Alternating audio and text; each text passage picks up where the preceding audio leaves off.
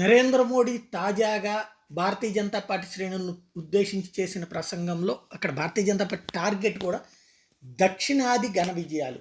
ఇప్పుడు 169 స్థానాలను ఐడెంటిఫై చేసింది భారతీయ జనతా పార్టీ. ఈ 169 స్థానాల్లో రాబోయేటువంటి రోజుల్లో విజయం సాధించాలని కోరుకుంటుంది.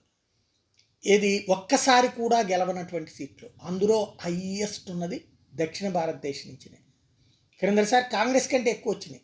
బీజేపీకి 25, కర్ణాటకలో 4, తెలంగాణలో వచ్చినాయి 29, కాంగ్రెస్కి 28 టోటల్. కేరళ, తమిళనాడు, తెలంగాణ కలిపితే వచ్చినటువంటిది అవి. ఆంధ్రప్రదేశ్లో ఇద్దరికి లేవు. ఆ స్టేజ్లో ఇప్పుడు భారతీయ జనతా పార్టీకి సంబంధించి నరేంద్ర మోడీ తాజాగా ఇచ్చినటువంటి స్పీచ్లో దక్షిణాది నుంచి ఘనమైన విజయం సాధిస్తాం. PM Modi predicts surprise landslide victory of BJP in South India. He said political pundits will fail. Meanwhile, Annamalai was seen sitting on the floor with BJP karyakartas.